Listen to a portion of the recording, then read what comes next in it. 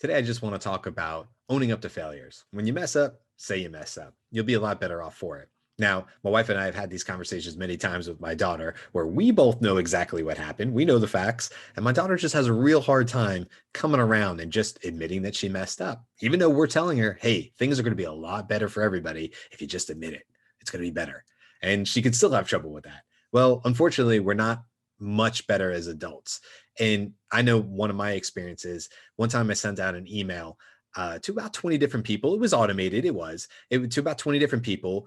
And it had, hello, first name at the top of the email. And if you've done that before, you know how bad that feels. Well, somebody called me out on it and they're like, this is low class. I'm not doing business with somebody who can't even put out an email. Clearly, it was automated, the whole thing. Basically, he was 100% right.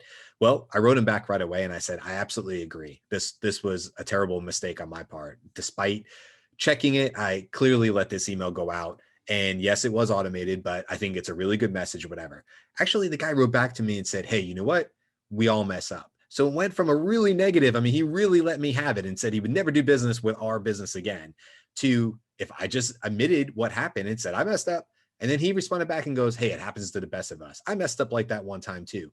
It saved the relationship. And although it led to a demo, it didn't necessarily lead to a sale, but who knows where that'll go in the future. And ultimately, I think people want to do business with honest people, right? I mean, that ultimately we're buying from people. We're not buying a product or a solution. We're buying from people. So at that point, he now knew, like, hey, these guys are pretty honest. If they mess up, they're going to say it. That's the kind of people I probably want to work with.